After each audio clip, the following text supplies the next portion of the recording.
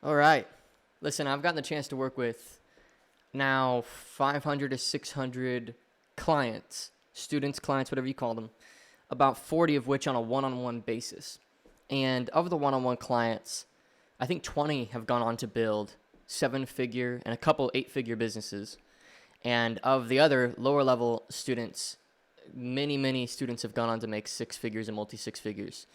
And I want to talk about my one secret, the one thing that holds my business together, the one core value that I've consistently delivered to my students that has created the transformations that I've created. You can scroll back on my channel. I haven't been posting a lot of testimonies recently just because, honestly, I just haven't been doing it. I need to be better about that.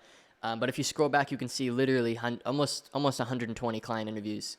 And my work hasn't fundamentally changed in this whole time. And this is just one simple thing that, business owners and entrepreneurs who are beneath a seven-figure level. I don't know any eight-figure, business owners that have this problem because they've mastered this. But I know countless six-figure and below. And I would argue about 30 to 40% of you in seven-figure business owners have this problem. And if you can alleviate it, I'm telling you, when I dug deep and I alleviated this inner problem, this personal problem, my income skyrocketed. I mean, I took over my life. I created a brand new life for myself. I went from living in my parents' basement in a bedroom to making literally $100,000 a month profit. Okay, and it's so simple. It's ridiculously simple, actually. And I think people who do well have mastered this. People who stay stuck don't. And most of the time, people who stay stuck think that this is a woo-woo thing, and it's not real. It's not a strategy. So it's a mindset. It's something that happens in your head that you're walking with every single day. Now, what is it?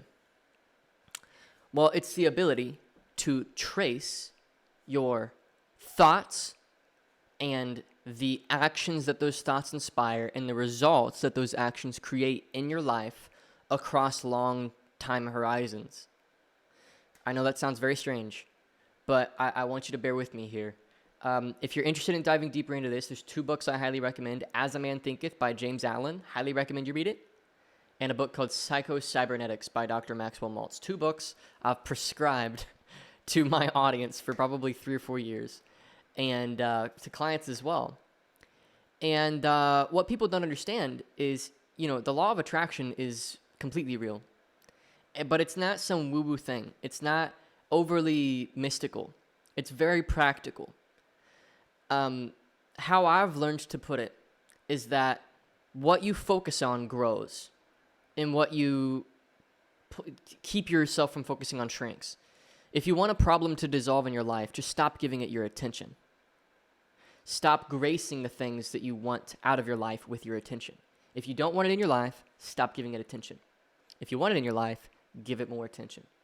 Where your attention goes, energy flows. And where energy flows, things flourish. So, I was on a call with a one-on-one client of mine. This is an individual doing about $50,000 or $60,000 a month, and they're starting to kind of get cold feet. They're starting to get a little free, it's a lot of money for them. They've done quite well as a one-on-one mentee. And I was telling them, hey man, relax. What you have to understand is you're putting your attention in the wrong place. Your brain is starting to go to the what ifs. It's starting to go to the fears. Starting to go to what I need you to do is take your goals off of a pedestal. Take six-figure months off of a pedestal. It's not that important. There's probably two mindset elements here. The attention concept and another one that I want to get to here in a sec.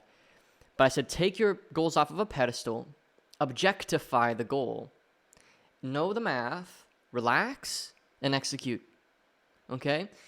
Because a lot of people, they've come from poor backgrounds. And, I myself, I've seen my family properly struggle. Even though my parents have done well, I'd say 80% of my upbringing, maybe 90%, we were quite secure. That or my dad did a great job at making it feel secure. Because he's an entrepreneur as well, and entrepreneurs go through massive ups and downs. But he did really well, but I remember one particular year, it was 2016, 2017, and it just sent the fear of God into my bones.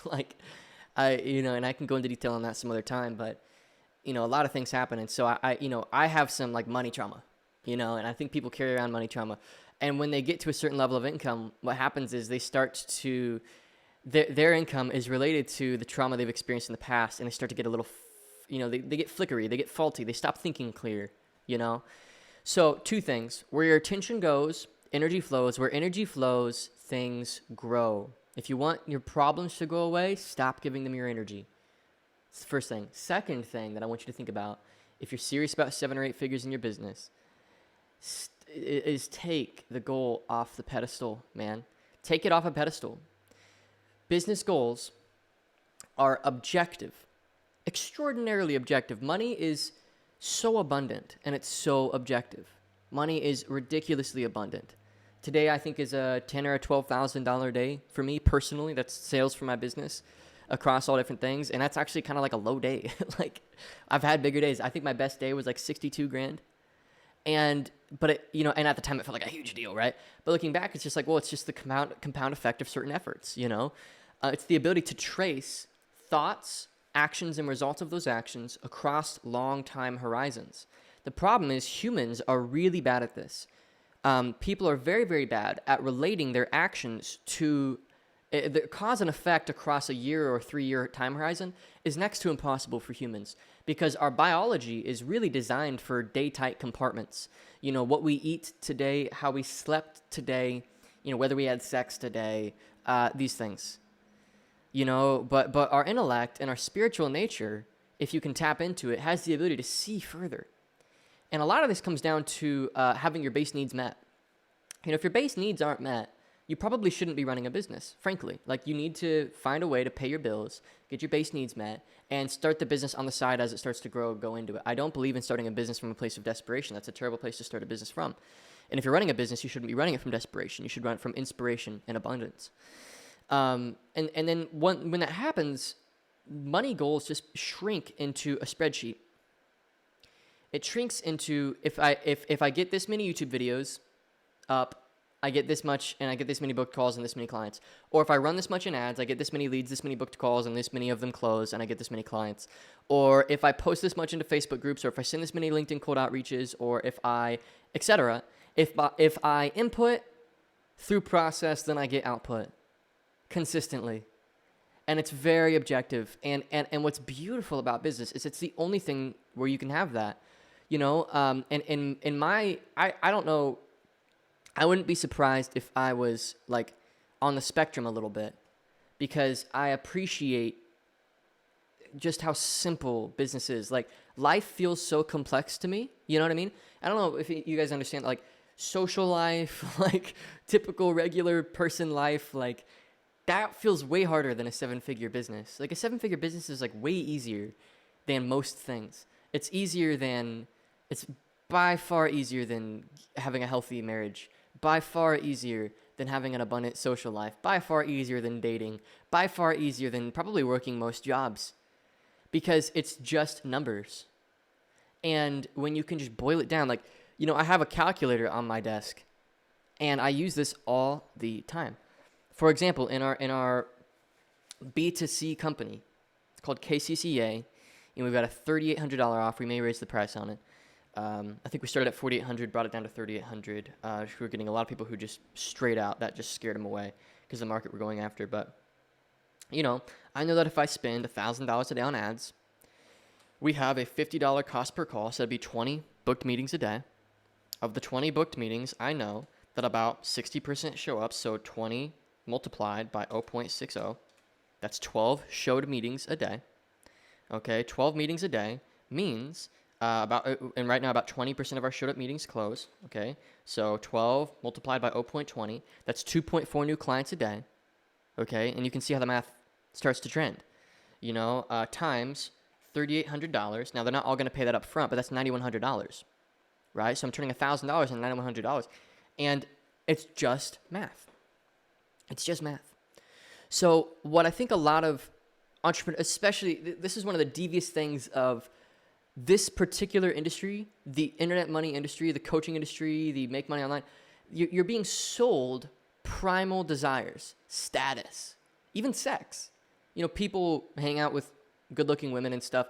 I just refuse to do that. I think that's just slimy and gross. I'm not going to do that. I'm not going to prey on people's base needs. That's just sad to me, but you're being sold these things.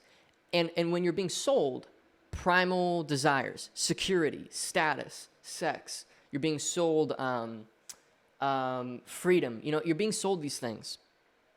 And I'll probably say that I lead a lot with freedom. I mean, freedom's probably the one that I'm willing to really share, because I believe, like, I'm an American, dude. Like, I want people to be free. People need to be free. They need to be allowed to do what they want to do, but and they need money in order to do it. But when you're being sold these things, your ability to rationally reason your way into them gets distorted, right? When it's about status or proving somebody wrong or fear, or it's about these very human emotions and nervous system wiring, base code, then your ability to just whip up a spreadsheet, look at the numbers, and do the math gets extremely distorted. Extremely distorted. You can't just look at your business for what it is and make decisions based on the numbers you're seeing, because you are in fight or flight, right? Does that make sense? Fight or flight is a nervous system mode that, like, it doesn't look at numbers. It stops looking at the numbers. It starts desperately, you know what I mean? It goes into this spiral. And I've been in this spiral, and I know clients in this spiral. I know people in this spiral. And I'm telling you, the best thing that you can do for your business is get out of a state of need.